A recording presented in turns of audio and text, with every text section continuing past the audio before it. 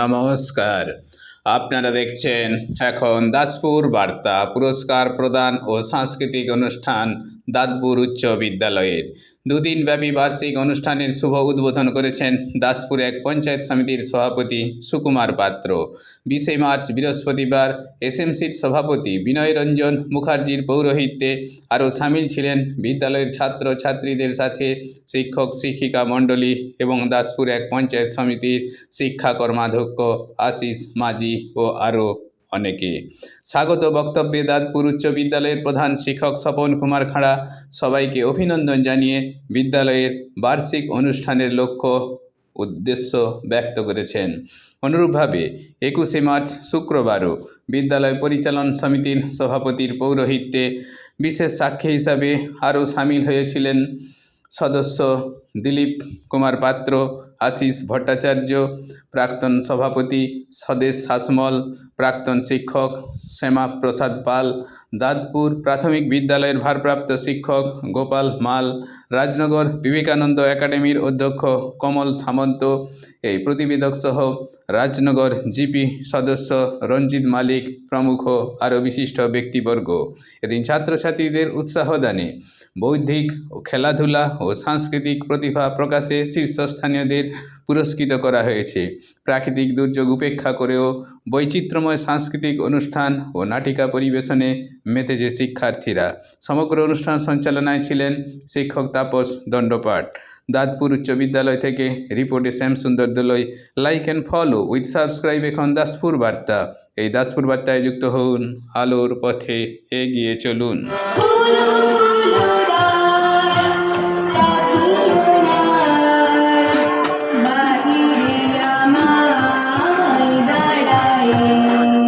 আমরা সবাই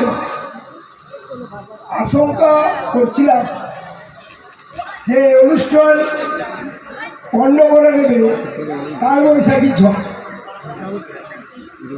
আজকেও সম্ভাবনা এখনো আছে। তোমাদের প্রার্থনা করতে বলেছিলাম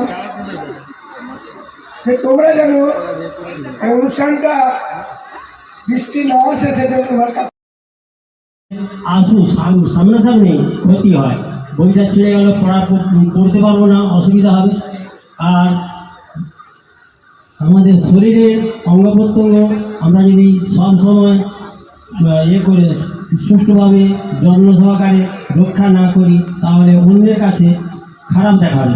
সকলেই তো আর ফর্সা হয়নি, আমরা অনেকেই চাই ফর্সা বেশ সুন্দর, কিন্তু ফর্সা না, এটা কিন্তু প্রত্যেক বাবা মায়ের কাছে একটা চ্যালেঞ্জিং হয়ে গেছে, যেটা কিন্তু এই স্কুল থেকেই শিক্ষাটা নিতে হবে, বাড়িতেও শিক্ষাটা নিতে হবে। এখন নতুন করে আরটিআই রুল তৈরি হচ্ছে। এখন অনেক ছেলে আছে স্কুলে যারা এইচএসে পড়ে, উচ্চ মাধ্যমিকে পড়ে এবং 11-12 পড়ে, এবং 19-এর ছেলেরাও এখন মোটর বাইক চালায় বাড়িতে থাকার কারণে, বর্তমানে যা সভ্যতা। তো এখন নতুন এই 1 এপ্রিল থেকে আরটিআই চালু হচ্ছে। অনেক জুভেনাইল যে ওখানে আইনগুলো তৈরি হয়েছে, তাদের বাচ্চাদের কিন্তু বাইক চালানোটা খুব রিস্কি হয়ে যাবে। তাই বাবা মায়ের কথা শুনে সাবধানে গাড়ি চালাবে, এবং বাবা মায়ের উপরে যাতে না বোঝাটা বেশি করে বেড়ে যায় এই দিকটা। দেওয়াল দেওয়া খড়ের চালাঘর আর চাষ দিয়ে পার্টিশন করা স্কুল কক্ষগুলি তৈরি করেছিলেন। তারা কিন্তু কি পাবো আর কি পাবো নি এই হিসেব করে তারা কিন্তু স্কুল নির্মাণ করেন। তাদের অক্লান্ত পরিশ্রম এবং অক্লান্ত চেষ্টায় আজকে 3তলা বিল্ডিং এই দাঁতপুর উচ্চ মাধ্যমিক বিদ্যালয়।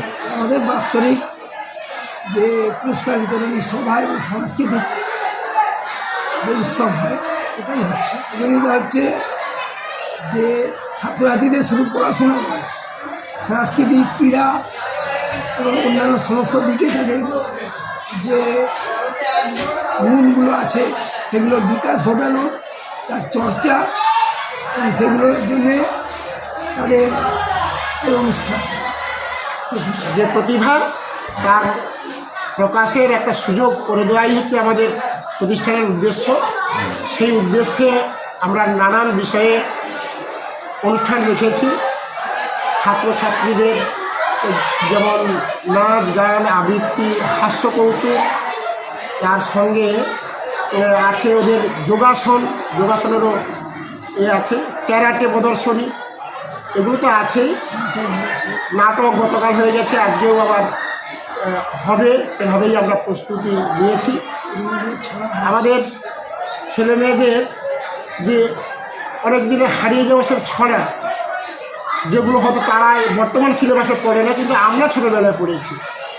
আমাদের প্রধান শিক্ষক মহাশয়ের প্রচেষ্টায় সেই ছড়াগুলোকে সংগ্রহ করা হয়েছে, করে ছাত্রছাত্রীদের দিয়ে গতকাল সেগুলো করানো হয়েছে। শ্রুতি নাটক ওনার লেখা বিদ্যাসাগরের উপর আমরা করেছি। আমাদের বিদ্যালয়ের যিনি বর্তমান সভাপতি বিনয় রঞ্জন মুখোপাধ্যায়, তিনি করেছেন, সেই সঙ্গে আমিও তার সঙ্গে করেছি। আর অন্যান্য ছাত্রছাত্রীরাও করেছে, আজকেও আছে। এইভাবে আমরা দুটো দিন আমরা অনুষ্ঠান করছি। তবে একটা বিষয়ের ক্ষেত্রে বলতে গিয়ে এই অনুষ্ঠানটা আমাদের প্রথমের দিকে করার একটা চেষ্টা করেছিলাম, কিন্তু নানান অসুবিধার কারণে একটু দেরিতে হচ্ছে। আমরা সব কিছুর মধ্য দিয়ে ছাত্রছাত্রীদের মূলত আনন্দ দেব, তার কী প্রতিভা আছে আমাদের যা অজানা, এই রকম বিভিন্ন পর্যায়ের অনুষ্ঠানের মধ্য দিয়ে যাতে ওদের সেই প্রতিভার প্রকাশ ঘটে, সেই লক্ষ্যই হচ্ছে আমাদের আসল লক্ষ্য।